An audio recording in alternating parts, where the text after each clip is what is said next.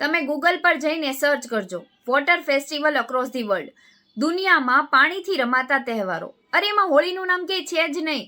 ભારત દેશ કરતાં બીજા એવા કેટલાય દેશો છે જે એમના દેશમાં એમના ફેસ્ટિવલમાં એટલો પાણીનો બગાડ કરે છે ને, જેમાં ભારત 2 થી 3 વાર હોળી રમી લે.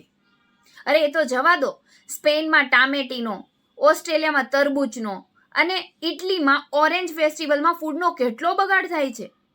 હા, હું માનું છું જ્યાં પાણીની અછત છે એ વિસ્તારમાં પાણી ના બગાડવું જોઈએ, પણ 364 દિવસ વર્ષમાં પાણીનો બચાવ કરીને એક દિવસ હોળી ના રમી શકીએ?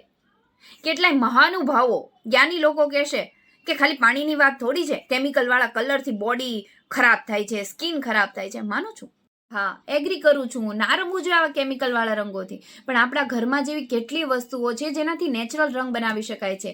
બીટ છે, હળદર છે, ગુલાબ છે ને એવી તો કેટલી વસ્તુઓ છે. અને કોઈ કલર ના હોય તો કાદવ તો છે જ. એકદમ પ્યોર ને નેચરલ, અને બોડીને પણ કોઈ નુકસાન ના થાય. તો મોડર્ન બનો, વેસ્ટર્ન નહીં. પ્રેમના રંગોથી ભરો પિચકારી, સ્નેહના રંગોથી રંગો દુનિયા સારી. આ રંગ છે જે ના જાણે કોઈ જાત, ના જાણે કોઈ બોલી. હેપી હોળી.